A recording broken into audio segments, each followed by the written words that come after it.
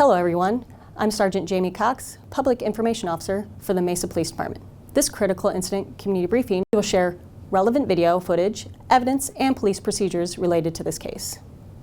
This will provide you with a better understanding of what happened, based on what we know right now. Mesa Police Department conducts thorough use of force investigations. Typically, investigators interview multiple witnesses, view numerous hours of video footage, and analyze a significant amount of forensic evidence. This video will not draw any conclusions about whether these officers acted consistent with our policy and the law until all facts are known and the investigation is complete.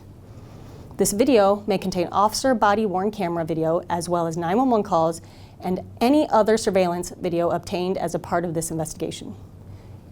We need to warn you that sometimes the images and information can be graphic, disturbing, and difficult to watch, and the video may contain strong language. Viewer discretion is strongly advised, especially for young children and sensitive viewers. On June 22, 2023, Mesa officers responded to a call for help in the 1300 block of South Oracle. The caller stated that a man named Michael Medina threatened to kill his girlfriend's father. Officers arrived at the home, but Medina had already taken off. Officers learned that the suspect, Michael Medina, broke into another residence nearby and was confronted by the homeowner. That homeowner fired a warning shot, and as officers responded, Medina took off again. Officers were unable to find him at that time, so investigators developed probable cause for the following charges: threatening and intimidating, disorderly conduct, burglary, trespassing, and resisting arrest. Medina also had multiple outstanding warrants for failure to appear at Mesa City Court, a drug-related warrant out of Scottsdale, and a probation violation warrant from the Maricopa County Sheriff's Office. On July 17th, the Street Crimes Unit got a tip that Medina was back at the Oracle Street address.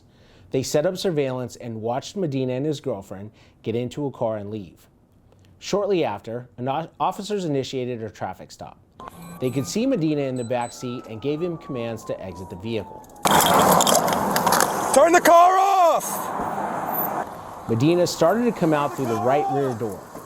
A Mesa detective deployed pepper ball rounds aimed at the vehicle door and the ground near Medina. Hey! Mesa police, stop! Hands out the door! Hands out the door! Mesa police began using the pepper ball launcher in April of 2023. It provides our officers with another less lethal tool when de-escalation techniques are not effective or appropriate and force is authorized.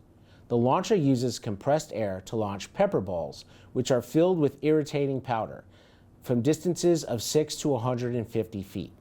They can be deployed as area saturation, which means aimed at the ground and area surrounding a suspect, or as direct impact, aimed directly onto the body of the suspect who displays active aggression or is a dangerous, violent, fleeing felon. Multiple commands were given from officers, and Medina again exited the vehicle, this time with a backpack on. He's about to run. Face away! Officers gave him instructions to surrender, but he failed to comply. Medina began shifting his weight around and looking in all different directions, and then he took off running.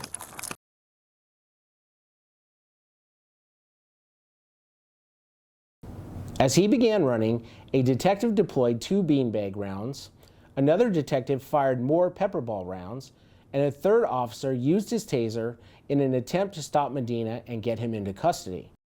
Medina continued to run across Mesa Drive, with detectives chasing behind him. As a detective caught up to Medina, he reached out to push Medina off balance. Medina lost his footing and collided into a block wall in the 1300 block of South Mesa Drive. Walk back to the sound of my voice! Walk back! I'm scared! Walk back! Come here!